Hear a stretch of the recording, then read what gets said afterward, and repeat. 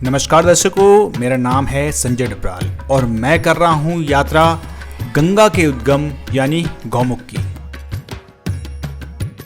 मेरी इस पैदल यात्रा की शुरुआत होती है गंगोत्री धाम से। ऊंची ऊंची हिमाच्छादित पर्वत चोटियां और गंगा के जल प्रवाह के साथ में लगभग 9 किलोमीटर की यात्रा करने के पश्चात मैं पहुंचता हूं चीड़बासा। चीड़बासा तक की अपनी यात्रा को मैंने भाग 1 में प्रस्तुत किया है। उसके पश्चात मैंने चीड़बासा से लेके भोजबासा तक की 5 किलोमीटर की यात्रा को भाग 2 में प्रस्तुत किया है। दर्शकों, आप भाग 1 और भाग 2 की मेरी यात्रा को नीचे दिए गए लिंक पे क्लिक करके भी देख सकते हैं। आपसे अनुरोध है कि अगर आपको मेरी ये प्रस्तुति पसंद आती है तो चैनल को सब्सक्राइब जरूर करें।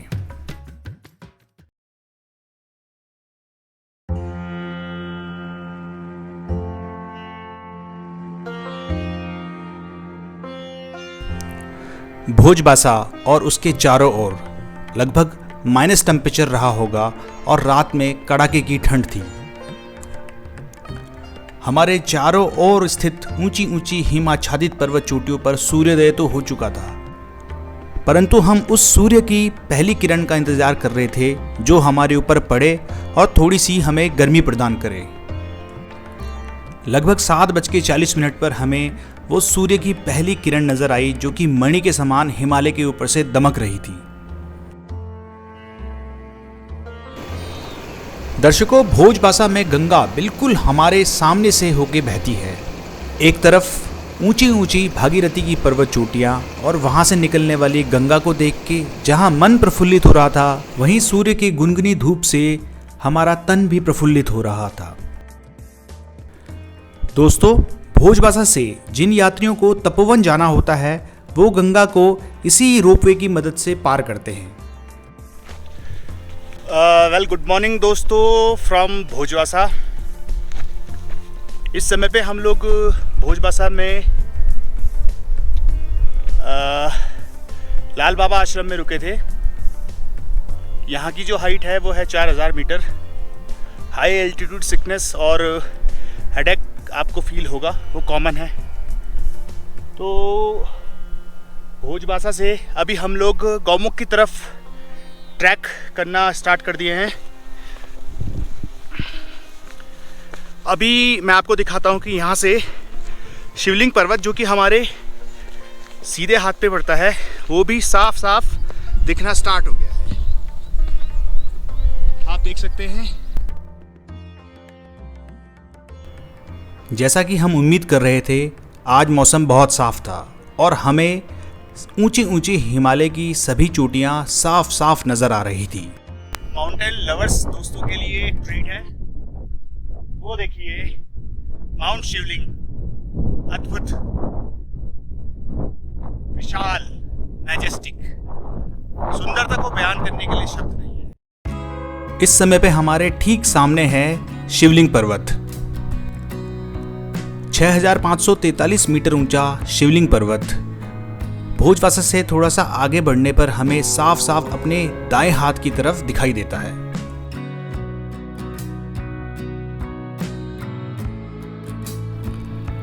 भोजबासा से आगे पूरा बोल्डर जोन गौमुख तक फैला हुआ है। इसी कारण से जो ट्रेल है वो भी पत्थरों की बनी हुई है, जिस पे चलना थोड़ा सा कठिन महसूस होता है। तो दोस्तों, हम अभी भोजबासा से भी लगभग 1-1.5 किलोमीटर आगे आ चुके हैं। दूर गंगोत्री ग्लेशियर दिखना प्रारंभ हो गया है। पहली नजर में गंगोत्री ग्लेशियर किसी मिट्टी के ढेर के समान नजर आता है, परंतु ध्यान से जब हम देखते हैं तो हमें उसमें बहुत सारे क्रेवासेस दिखाई देते हैं, मोरेंस दिखाई देते हैं, बोल्डर्स दिखाई देते हैं।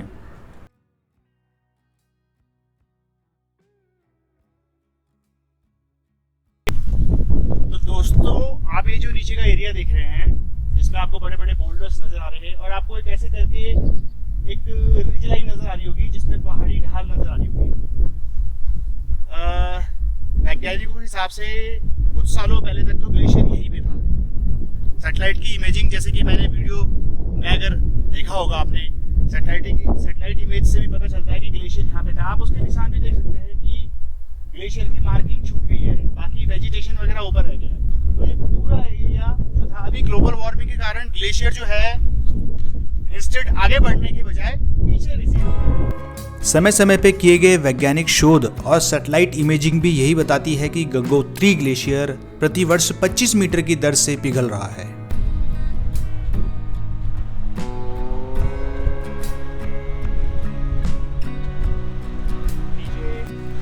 भैया ऊपर से ग्लेशियर और भागीरथी पीक। अभी कोशिश करते हैं हम लोग कितना आगे जा सकते हैं, देखते हैं कहाँ तक पहुँचते हैं। तो आइए।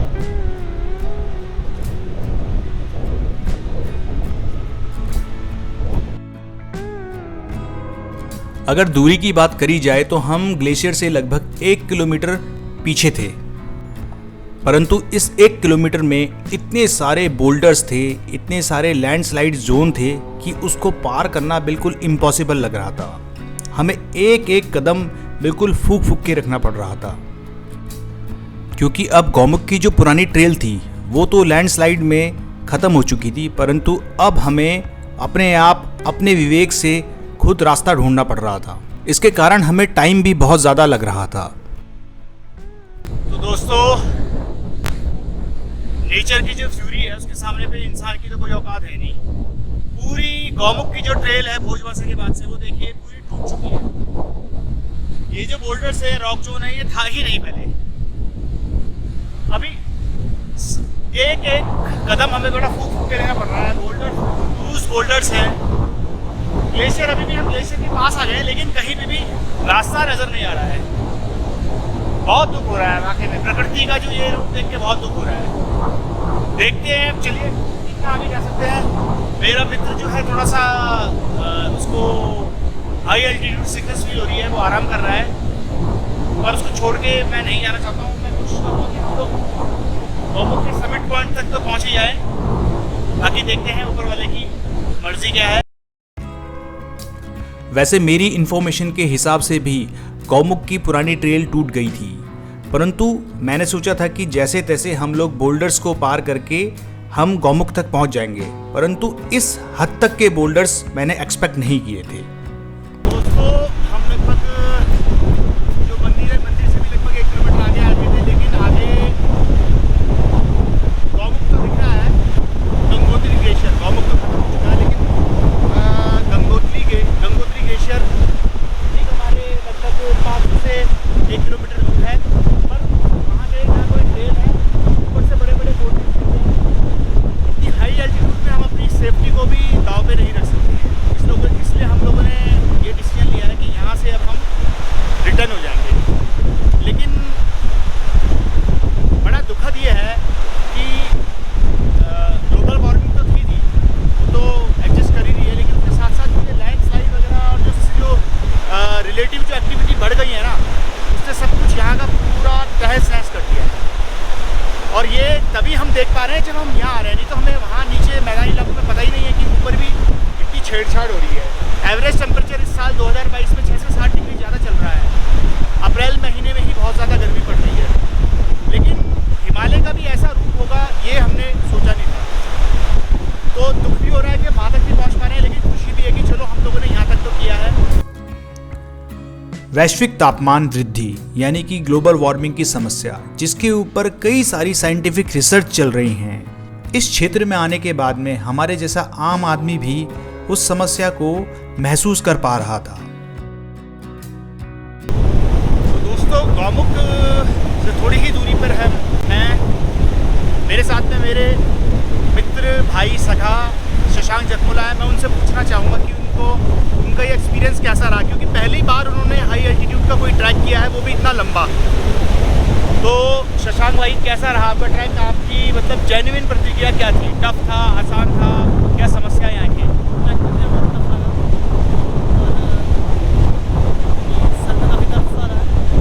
ये हाई एल्टीट्यूड के कारण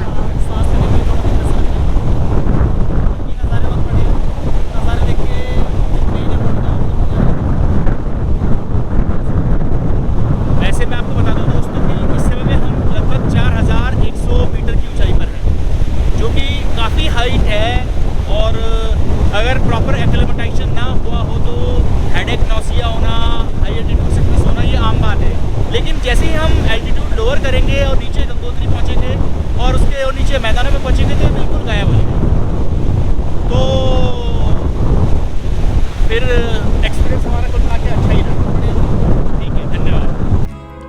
मैंने अपनी इस यात्रा में गौमुख के क्षेत्र में जो तहस नहस और तबाही देखी है उसको मैं शब्दों में बयान नहीं कर पा रहा हूँ। मैंने 2012 में अपनी इस यात्रा की फुटेज देखी तो यहाँ पर बिल्कुल सपाट और अच्छी खासी एक ट्रेल हुआ करती थी जो कि अब नहीं है, लुप्त हो गई है बड़े बड़े बोल्डर्स के नीचे। दर्शकों, गंगोत्री ग्लेशियर को सामने से देखने का अनुभव भी बहुत ही विचित्र और दिव्य होता है। ग्लेशियर का मुहाना, जिसको कि स्नाउट बोला जाता है, देखने में किसी संगमरमर की ऊंची दीवार या चट्टान की भांति प्रतीत होती है। कुछ वर्षों पहले तक तो गंगोत्री ग्लेशियर का ये स्नाउट एक गुफा या गाय के मुख के समान प्रतीत होता था, इसलिए इसको गौमुख नाम से पुकारा जाता था। ग्लेशियर को बिल्कुल सामने पे देखने पर आप पाएंगे कि उसके ऊपर बहुत सारे मिट्टी, पत्थर और बड़े बड़े लूज बोल्डर्स पड़े हुए हैं जिनको कि मोरेन्स बोला जाता है। इन्हीं मोरेन्स के कारण हमें ग्लेशियर को देखने पर यह आभास ही नहीं होता है कि इसके नीचे बर्फ की इतनी बड़ी बड़ी शिलाएं और हिमनद छुपा हुआ है। इसके अलावा ग्लेशियर अपने अथाह वजन और दबाव के कारण आगे सरकता जाता है, जिसके कारण इसमें दरारें पैदा हो जाती हैं जिसको कि क्रेवासिस बोला जाता है। दूर से सिर्फ एक दरार की तरह दिखने वाली ये क्रेवासिस कुछ इंचों से लेके कई फीट तक गहरी होती हैं।